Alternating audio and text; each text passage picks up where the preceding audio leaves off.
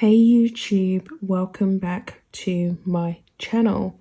So I know it's been quite a while since I've uploaded onto my channel, and that's because, if you can tell from the title, I got hit with COVID and I've only just started feeling better over the last 2 days. My voice kind of went and I was just feeling chronic fatigue.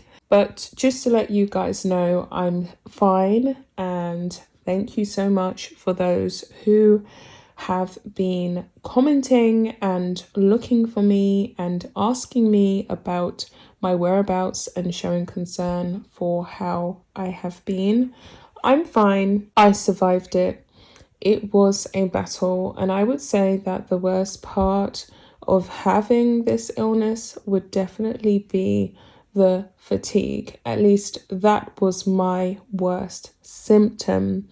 Overall, it was chronic nausea and fatigue. So I was extremely tired. I was very limited in my daily activities, and I had a lot of lower body pain as well.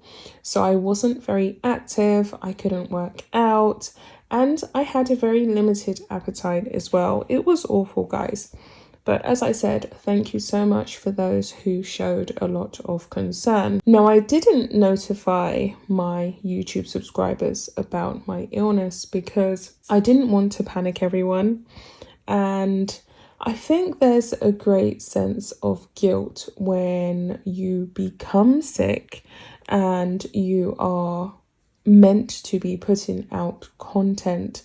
So even though I wanted to give myself as much time as possible to fully recover from my illness, I did feel a great sense of guilt that I wasn't giving you guys regular updates about my whereabouts and things like that. But that is the God's honest truth as to why I haven't been on the channel. And praise the Lord that I am still standing, I am still going, and I'm still here, I'm still alive. It's definitely given me a brand new perspective on what it is to be alive and how precious our lives are. Even though my illness was mild compared to so many other people's, it was still really bad. And during the worst of it, I felt as though at points I possibly would have to be hospitalized. So that's just an insight into what I have been going through. But I'm back. I am back, and I'm ready to tackle Meghan and Harry. So a lot has happened in the last 2 weeks that I've been away. And this is one of the latest updates that I thought I would jump on. But of course, I will be going over and reviewing some of the other things that have happened, including Thomas Markle threatening to sue Meghan and Harry over them denying him access to his 2 grandchildren, which I think would make for a very interesting legal case. The royal family have not added baby Lili to the royal line of succession, and it's now been 7 weeks. So normally they immediately do this, but it seems as though they are dragging their heels on this one. Now, I have my personal opinions as to why I think they are taking their time to acknowledge her in the line of succession, but I think that in the end she will not be added to the line of succession simply because Meghan and Harry have renounced their senior active working roles in the royal family as of last year, and therefore Lili does not qualify as someone who can be added to the line of succession, along with the fact that her parents are pretty much just trash talking the royal family with every opportunity they can possibly get.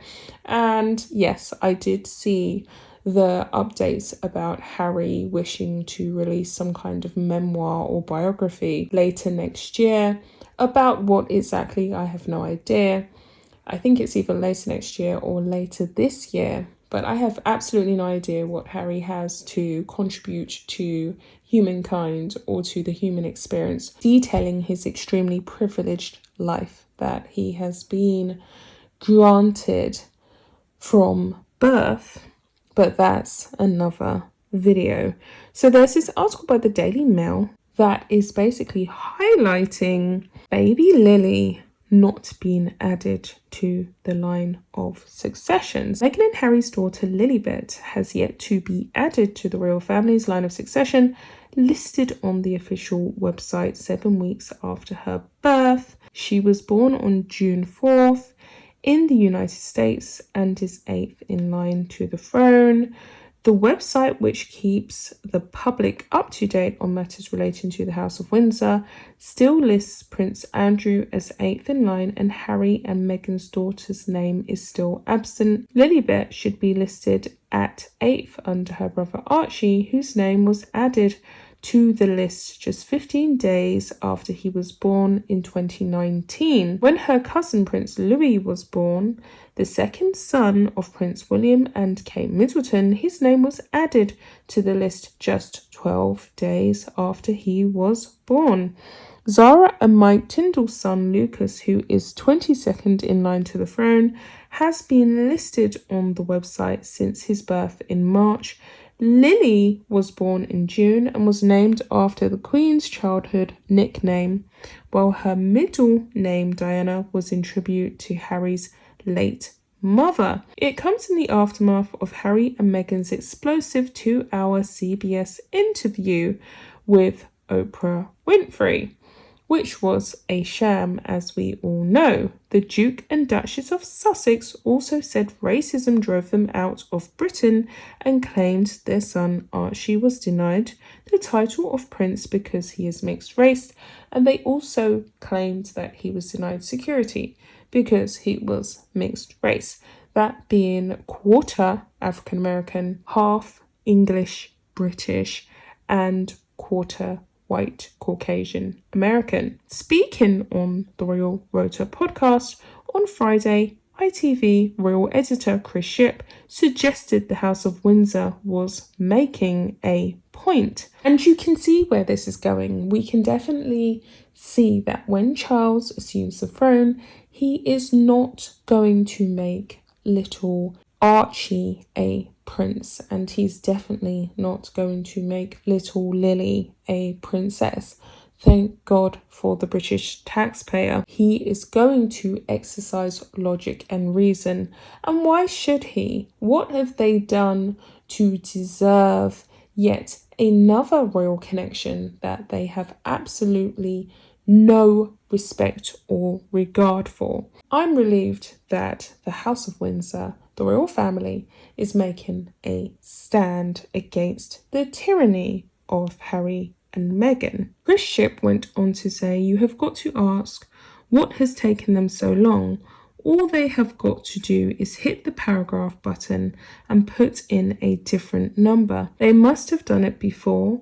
They did it for Archie. Clearly they did it for Louis when he was born, and they have done it for some of the other children like August that have been born as well. So where's Lili? I can forgive them a week or two." Shipp suggested that omission after such a lengthy period of time was a little petulant. Is it them saying, "We will get around to it when ready"? It does feel like to me maybe they are making a point. A spokesman for Buckingham Palace said the royal family's website is updated periodically. It comes amid claims the couple want Lili to receive a royal christening like her older brother Archie. But how can she receive a royal christening when she wasn't even born on UK grounds? And she's going to have absolutely no affinity or connection to the royal family or any kind of connection to British culture and customs, or should I say English customs.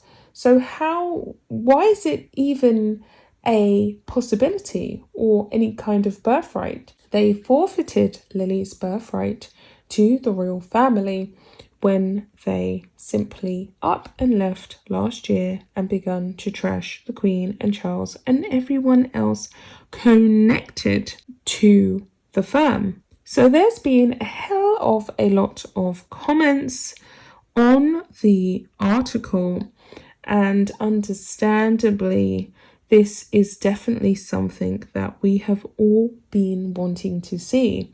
The royal family taking a stand against Meghan and Harry's crap. A person has said she is American and the parents chose to be private citizens. Another person has said they leave the UK because of racism and they go and live in America, one of the most possibly racist countries in the world. That makes no sense. And another person has said, with any luck, the other two on there will be dropped soon as well. And that's what I believe. I believe that Harry should be axed from the line of succession and Archie should be axed from the line of succession because they're never going to rule. And now that baby Archie is having an all-American lifestyle, he's been raised as this private celebrity Kardashian baby.